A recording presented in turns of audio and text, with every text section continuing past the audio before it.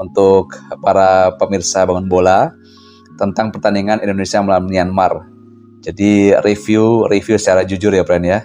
Pratama Arhan biasanya main kiri, Bren. Tapi malam hari ini Pratama Arhan main di kanan. Nah, kemudian sampai turun minum, ya pertandingan monoton ya. Indonesia jarang mendapatkan peluang.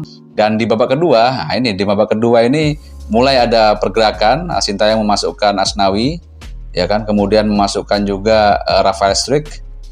Nah, kemudian di menit ke-77 atau ya 78 atau 77 terciptalah gol dari Asnawi Mangkualam.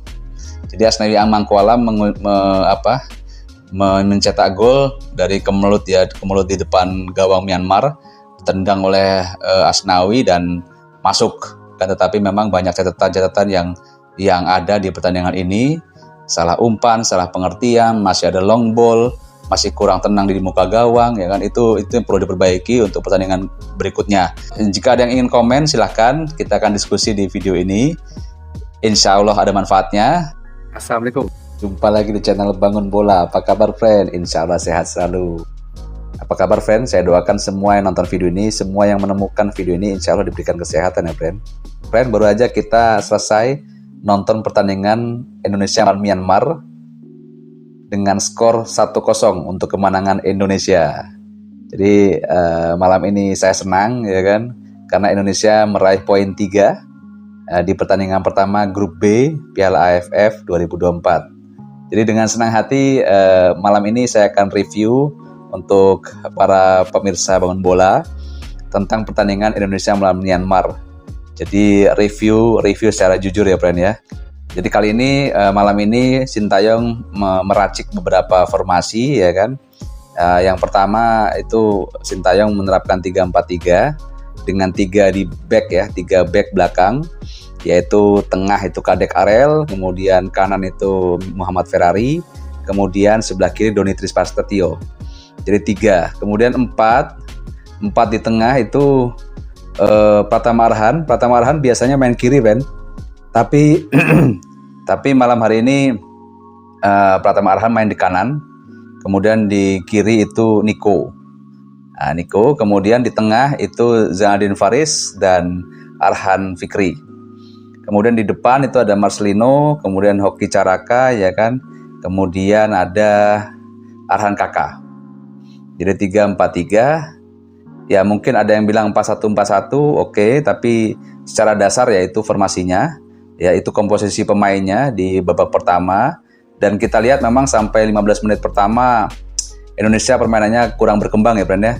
Masih ada salah umpan, masih ada salah paham antar pemain, dan menerapkan permainan yang membosankan ya, friend ya. Banyak long ball ya, umpan jauh.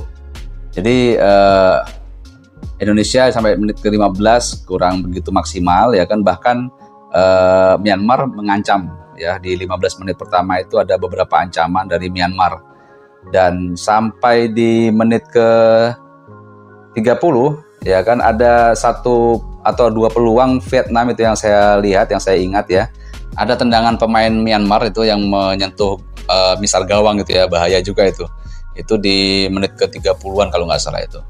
Nah, kemudian sampai turun minum, ya pertandingan monoton ya, Indonesia jarang mendapatkan peluang. Ya hanya ada 1-2 peluang tadi yang didapat oleh Indonesia, ya kan. Dan di babak kedua, ini mulai ada pergerakan. Sintayong memasukkan Asnawi, ya kan. Kemudian memasukkan juga Rafael Struijk, sehingga permainan juga makin variasi, ya kan. Dan mulai Indonesia mengancam, mulai berkembang. Khususnya di menit ke-60-an itu sudah mulai stabil permainan Indonesia. Walaupun saya juga melihat masih ada kurang tenang, masih salah umpan juga masih ada. Tapi secara permainan sudah mulai bagus ya, ball possession juga mulai bagus. Kemudian di menit ke-77 atau ya 78 atau 77 terciptalah gol dari Asnawi Mangkualam. Jadi Asnawi Mangkualam mencetak gol dari kemelut di depan gawang Myanmar, ditendang oleh Asnawi dan masuk, sehingga skornya 1-0, friend. Nah, ini gol ini merubah skema permainan sehingga Indonesia makin berani. Ada beberapa peluang yang didapat oleh Rafael Struijk ya, walaupun saya juga melihat Rafael Struijk juga masih ada kadang-kadang lama memainkan bola sehingga terebut ya. Memang ya itu julukannya ya, ada yang menjuluki dia El Clemmer ya. Memang tapi secara teknik bagus, dia membuat terobosan-terobosan, penempatannya juga bagus ya kan. Tapi memang masih ada sedikit yang dia sering kehilangan bola. Jadi itu catatannya. Jadi ini kan review jujur ya, friend ya. Jadi saya harus sampaikan apa yang ada sebagai penilaian yang objektif ya dari pemain ke-12 ya, supporter terhadap permainan Indonesia malam hari ini. Jadi kalau mau review jujur, sebenarnya banyak catatan ya, banyak yang perlu diperbaiki dari permainan Indonesia malam ini ya kan. Tetapi kita hargai juga ya jerih payah kawan-kawan, sudah berjuang maksimal bahkan di akhir-akhir babak di injury time ya. Itu ada sundulan Asnawi itu yang mengamankan gawang gitu ya.